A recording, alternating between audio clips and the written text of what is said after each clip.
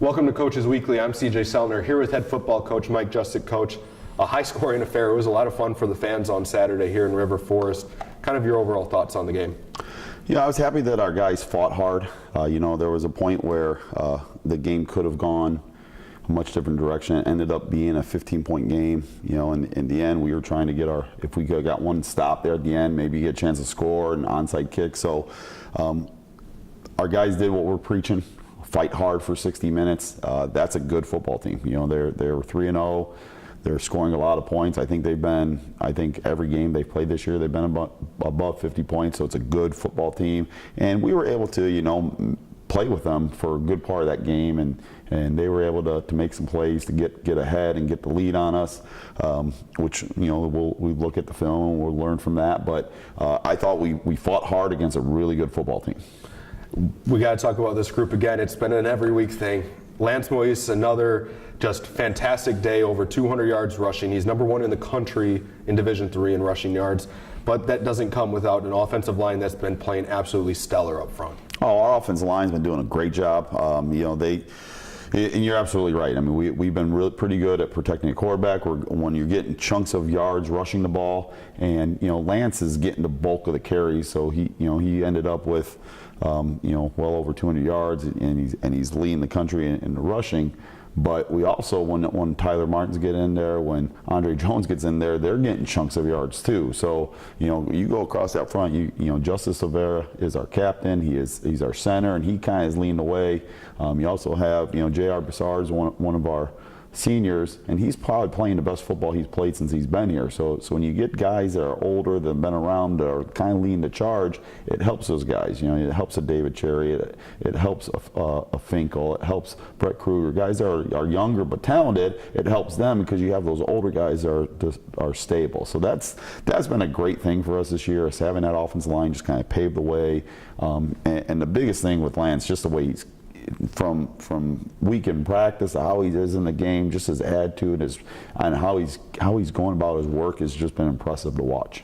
And it's impressive that he's on our side, because yes. I hate watching what happens to the opponents when he runs people over. I couldn't imagine being one of the scout team guys that wants to have to stop him in practice. Oh yeah, he's a load, and the nice thing about him is you don't know what he's like. It's like watching a video game sometimes. Is he going to hit the X button? Is he going to hit the spin button? What's he going to do? Because he will run over a guy, he will run past a guy, he will hurdle a guy. So he's done it different ways, and he just keeps going. And so we're ecstatic he's on our team.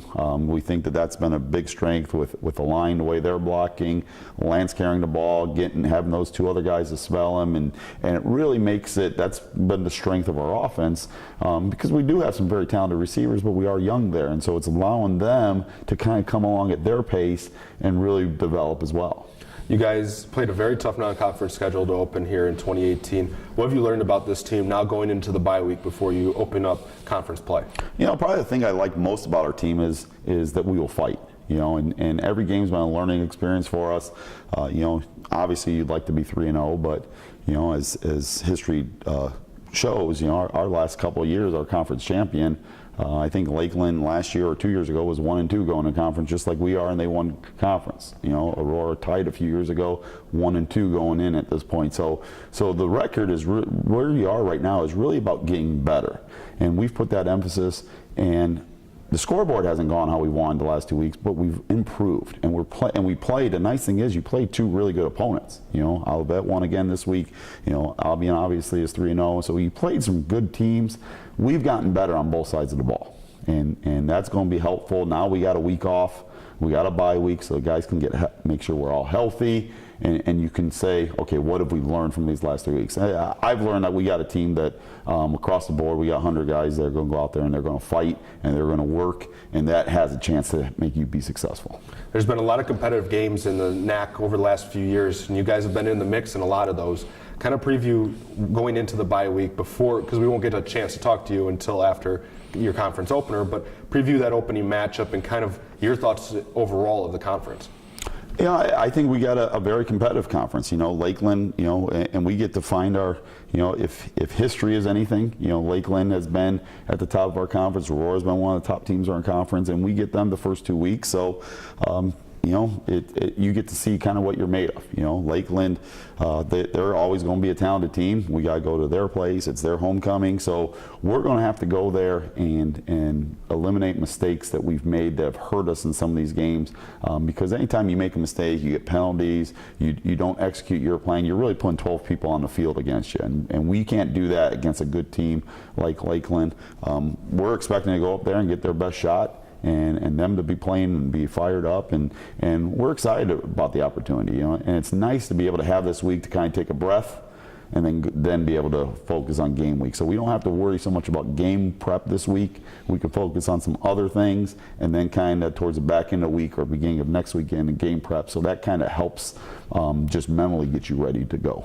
Well, we look forward to seeing you guys back on the field. Enjoy the bye week. You guys have earned it. Thank you.